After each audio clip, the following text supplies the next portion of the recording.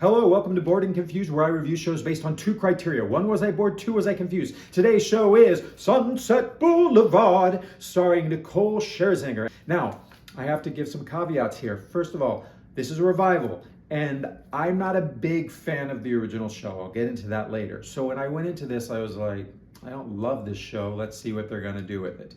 And right from the start, I was confused.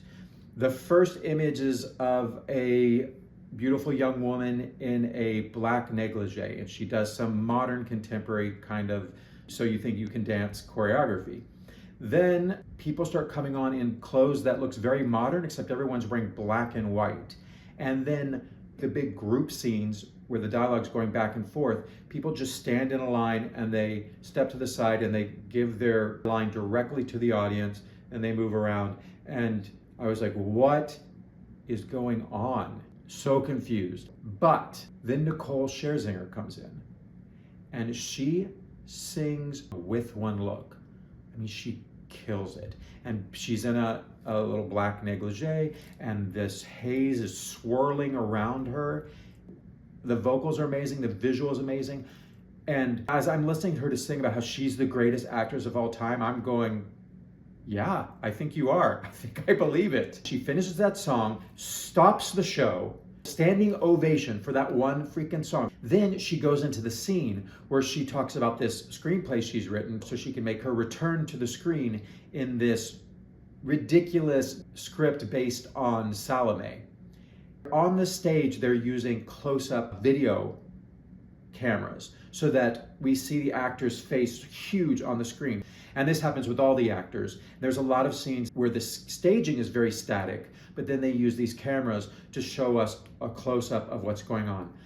And with these close-ups, Nicole Scherzinger is really playing to the camera. She's doing modern-day references. It's ridiculous and hysterical. And this is when I went, I get what the director's doing now. We're doing kind of a send-up on this whole style. What's really strange about this show is it's camp for one moment and then it's really melodramatic for other moments. And there's kind of a fine line, right, between melodrama and camp. And that's what this show does, is it walks that line. And the use of videos, I was really torn because I was like, are we watching a stage production or are we watching a movie?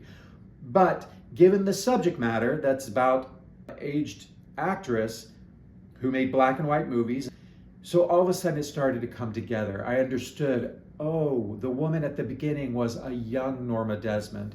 They're all wearing black and white because it's black and white movies. It's contemporary because we're taking the piss out of this story and these tropes, and we're using the video camera to make it a spectacle, because that is what Andrew Lloyd Webber writes, is spectacles. I feel like Andrew Lloyd Webber writes musicals, but his sensibility is very operatic. He chooses subject matters with these melodramatic characters that are usually tragic characters, and he writes kind of a recitative style of songwriting and then gives us these big grand ballads like Memory or Music of the Night from Phantom, or in this case, With One Look. What Andrew Lloyd Webber does that's so interesting is that he writes a very simple melodic line that can be used to get out dialogue. It functions like recitative, which is sung dialogue in opera, but it gives us a little melody. So a melody like, this is Andrew's melody for dialogue that should be spoken. You can sing most anything if you have a simple ditty. It doesn't rhyme, that's okay. Just repeat over and over until you're done and then move on. It's a modern way of doing recit. Brilliant, right?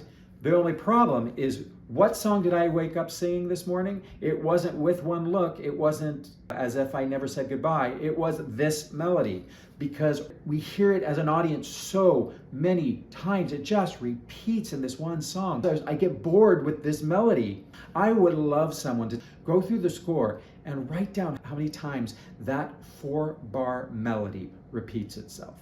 I mean, it's gotta be 30, 40 times. And that gets drilled into your head. And I don't know if that's the song you want people humming when they leave the theater. There's also an interesting thing that because the show starts, everyone's singing everything. And normally in a musical, people speak, and then when something important happens, you sing it. But what's interesting about Sunset Boulevard and a lot of Andrew Lloyd Webber shows is they sing everything, so when something is important, they then speak it. What happens at the beginning of the show is everything's sung. Joe Gillis, our main character, sings everything until Betty Schaefer comes in, who's going to be a romantic interest later in the show. She comes in and she speaks. She doesn't sing. And all of a sudden we go, oh, she's an important character, I think, because she's not doing what everyone else is doing. I think that's the idea behind it. I could be completely wrong. I'm a little confused about why people sing certain things and speak things. But like I said, he's writing an opera. With Andrew Lloyd Webber musicals in particular, you have characters that can become very one-dimensional. And in order to make the show interesting, you have to have spectacle. And that's what I feel the director did with this show. I think he looked at the script and said, this show is problematic. These characters are unlikable, they're melodramatic, and we have songs where they're either singing about Norma being a big star or they're talking about how cutthroat and depressing Hollywood can be. It's kind of singing the same thing over. So when you've got a song like Sunset Boulevard, which opens the second act, we've already met Jaded Joe. We already know that he's disillusioned with Hollywood and he's frustrated. That's how we're introduced to him, and then he sings a whole song about it.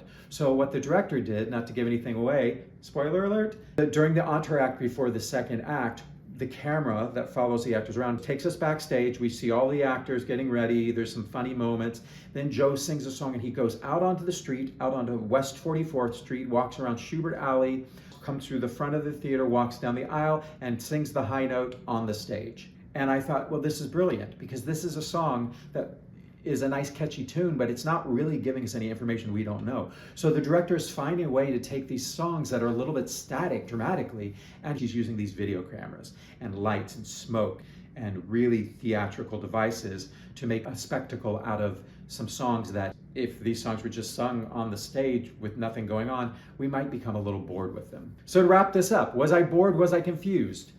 I was really confused at the beginning, but then I started to understand what the director was doing, and then I wasn't really confused anymore. And I was honestly never bored. The director is so smart. Anytime something could be boring, he finds a way to use the cameras, use humor, do something inventive to keep the audience attentive. I say go see this show because it is wackadoo crazy in the most entertaining way. And Nicole Scherzinger's performance is equally melodramatic, camp, and her vocals are amazing. I see why she won the Olivier Award for this role. She's going to be a contender for the Tony Award. All right, Sunset Boulevard, playing at the St. James. One more thing, huge theater. My seat was in the rear mezzanine, but because they used the video to do close-ups, I was kind of relieved. There were moments where I was like, oh, how nice. I can actually see the faces really clearly for a minute. And then the rest of the show, I can see the whole picture. So I feel like for this show, kind of can sit wherever you want. You're gonna get a different experience, but I think the experience from the back of the balcony is just as interesting as an experience from the fifth row in the orchestra. So go check out Sunset Boulevard. Don't confuse me. If you do,